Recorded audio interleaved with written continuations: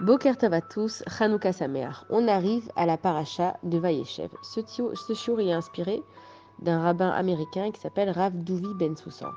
Et donc, on va faire le rapport entre Chanukah et Yosef Hatzadik. Il y a plein de détails dans cette paracha, mais on va s'arrêter sur un spécialement. On nous explique déjà que la Chanoukia, on l'allume avec de l'huile d'olive et que l'huile, c'est le seul élément qui ne se mélange pas avec de l'eau. Ça veut dire que quand on va allumer une bougie, on met toujours moitié eau, moitié huile pour pas que le verre y claque, et que l'eau, elle reste en bas, et que l'huile, elle monte en haut, elle ne se mélangera jamais.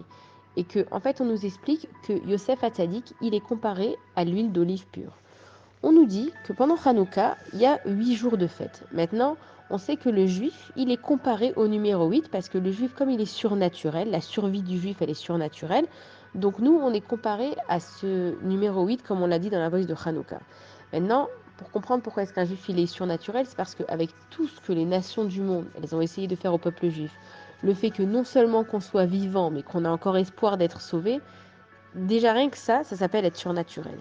On voit aussi que la Brit Mila, ça se fait au 8e jour, parce que dès qu'un enfant il rentre dans le monde, on lui dit toi t'es Méal à Teva. Tu vas pas être comme les autres nations et naturelles, tu vas avoir le pouvoir du surnaturel. Maintenant, l'Agmara elle raconte la fête de Hanouka, et en fait elle nous explique que la fête de Hanouka elle a été instaurée un an après l'histoire de Hanouka. Et puis on se pose la question, c'est quand même bizarre. Pourquoi est-ce que, après qu'il y a eu ce fameux miracle de Hanouka, la guerre, la fiole d'huile d'olive, pourquoi est-ce que pas de suite on a instauré cette fête? Et donc, les sages de l'époque, ils expliquent qu'un an après, ils ont voulu comprendre cette histoire de Hanouka et ils se sont dit, est-ce que c'est du fait que on a gagné la guerre qu'il y a eu ce miracle qui a fait brûler la fiole d'huile pendant 8 jours? Ou bien est-ce que ces 8 jours, ils étaient peut-être spéciaux et qu'en fait, on a gagné la guerre grâce à ces 8 jours? Parce que quand Kadosh Baruch Hu, il a créé le monde, il a créé des jours dans lesquels ils sont spéciaux, ils sont surnaturels. Maintenant, on ne sait pas c'est quel jour.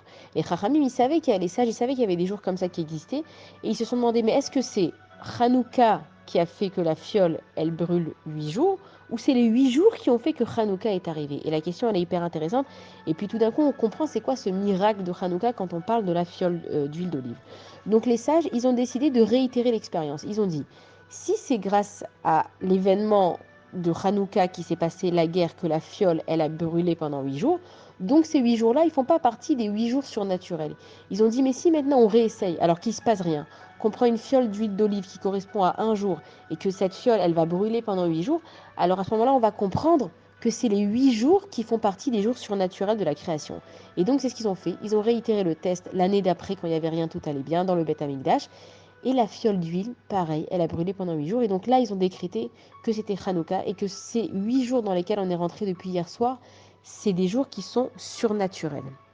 Maintenant, Hachem, en fait, il veut pas qu'on lui demande des miracles. Pourquoi? Parce que Akadosh Baruch Hu, il a laissé à chaque être humain son libre arbitre, son choix.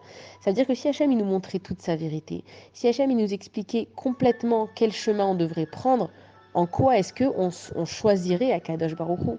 Tout le but de notre vie, c'est de choisir le bien et le différencier du mal. Maintenant, si Hachem, il nous met tout devant nous, c'est facile pour nous, on n'a pas fait de choix. Et en quoi est-ce qu'on a une récompense si on n'a pas fait de choix? Si quelqu'un, il fait tout le temps ce qu'il faut, mais qu'il n'a jamais été tenté de faire autre chose de mal, en quoi est-ce qu'il est spirituel?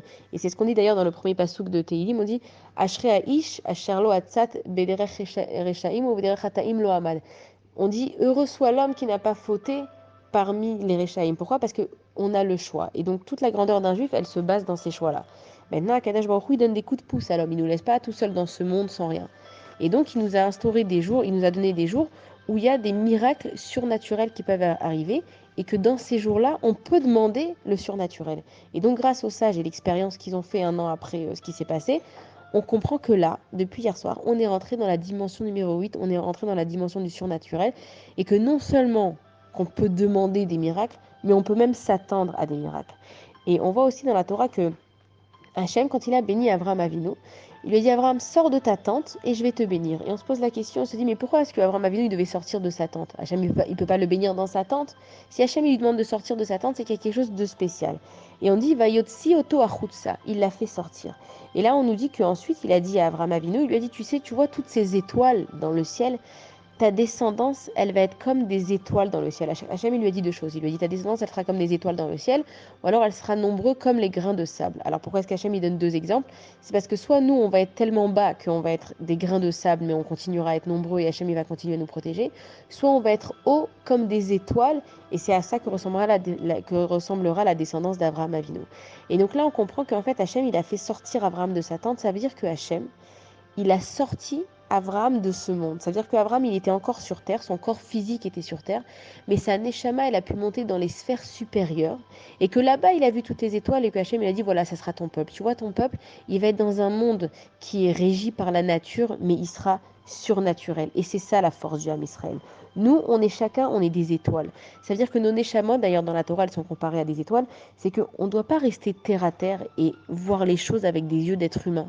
Akadosh Baruch Hu nous dit, vous êtes le Ham Israël, vous êtes des neshamot, vous êtes des âmes qui sont spéciales. Et ce qu'on a dans nos vies, c'est qu'on a toujours tendance à minimiser qui on est, de quoi on est capable. On rêve plus comme avant. On rêve plus de sauver le monde et d'être le meilleur. Mais pourquoi est-ce qu'on rêve plus? Parce que justement, on laisse trop rentrer cette notion de terre à terre. Et quand on parle des rêves, justement, c'était qui le roi des rêves? C'était Yosef. Yosef, il a rêvé qu'il allait être le roi, et c'est d'ailleurs tout ce qui a fait un petit peu qui a commencé la dispute avec ses frères, c'est qu'ils lui ont dit mais pour qui tu te prends et tu crois qu'on va se prosterner à toi, etc. C'est que Yosef, c'était lui le roi des rêves. Yosef, il s'est dit, moi je vais changer le monde, moi je vais amener de la Kedusha.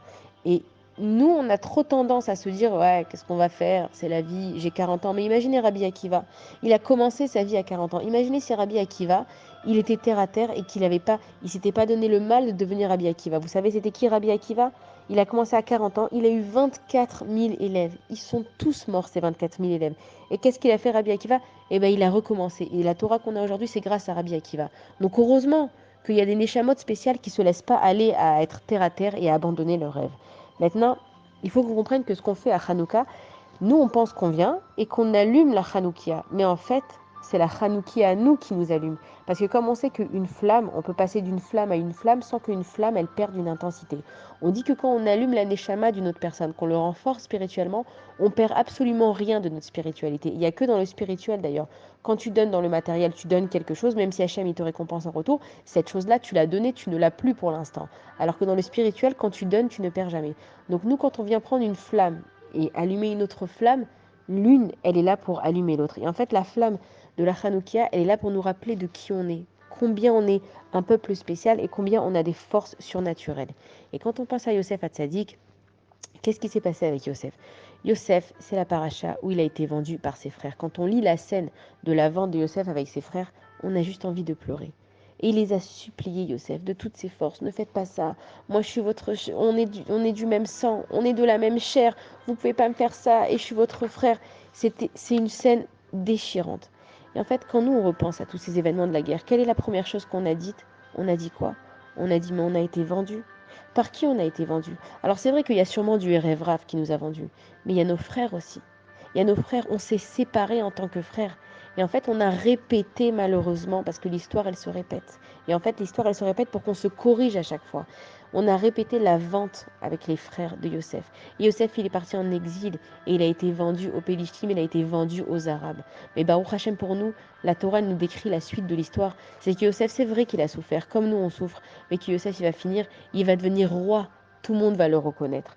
Et donc, en fait, quand on pense aux Goïm, nous, qu'est-ce qu'on est en train de faire?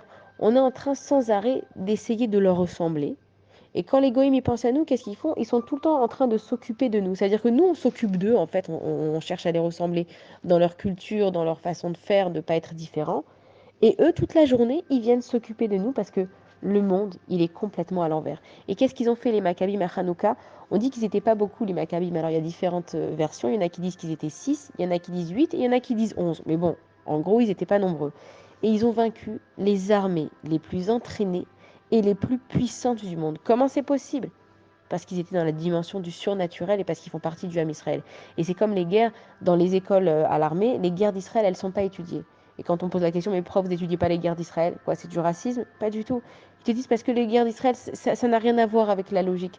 Que ce soit la guerre de Kippour, la guerre des 6 jours, la guerre... Il n'y a pas de logique dans le Ham Israël. C'est-à-dire que les nations elles-mêmes, elles nous le disent, mais vous n'êtes pas logique. On veut vous exterminer, on vous a fait des inquisitions, on vous a fait des pogroms, on vous massacre. et vous êtes encore là, en train de prier, en train de faire des afrachot là, vous osez carrément allumer des bougies pour nous montrer que vous êtes encore là. Mais c'est ça le peuple juif, parce que nous, on n'a pas à avoir peur. Parce que grâce à Hanouka, déjà de tout le temps, Akadosh Baruch Hu, il nous protège et il nous a dit qu'à la fin des temps, Bezrat Hashem, il nous sauvera. Mais là, on vient de rentrer, depuis hier soir, dans la dimension du surnaturel. Le surnaturel, c'est de pouvoir changer. Nous, des fois, on a des moments dans nos vies où on n'ose pas changer. On a peur du regard des autres, et puis on ne sait pas vraiment qu'est-ce qu'on voudrait faire, et on sait qu'on veut changer, mais je ne vais pas changer maintenant, et ça y est, moi j'ai toute ma vie, et j'ai mes enfants, et je suis installée dans cette maison, et je suis dans ce quartier, et je suis avec ces amis-là. Et bien justement, la Hanoukia, quand on regarde les flammes de la Hanoukia, elles ravivent notre flamme intérieure. Et quand on s'attache à Hachem, on ne perd jamais. Celui qui s'attache à Hachem, il a une garantie 100% qui ne perd jamais. Par contre, celui qui se détache de Hachem, là, il a beaucoup à perdre. Donc, dans notre vie, quand on a des garanties à 100%, qui c'est qui peut donner des garanties à 100%? Personne, sauf Akadosh Baruch Hu. Donc là, quand on est dans la paracha de Vayeshev, où il y a Yosef Hatzadik qui a été vendu, on sait qu'il est passé par une période très difficile, mais il n'a jamais lâché Akadosh Baruch Hu.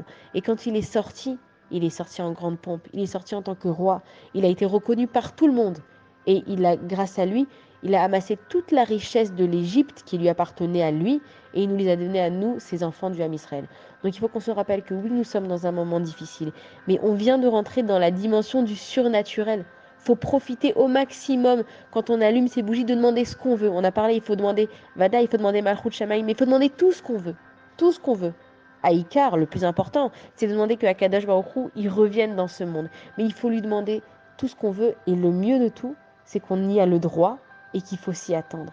Nous, on n'a pas envie de s'attendre à des choses, encore une fois, on a peur d'être déçus, mais on est le Ham Israël, on est des étoiles dans le ciel, on est la dimension du surnaturel. On peut devenir ce qu'on veut si on a envie.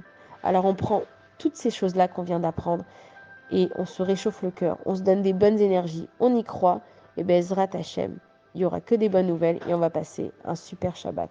Shabbat Shalom à tous.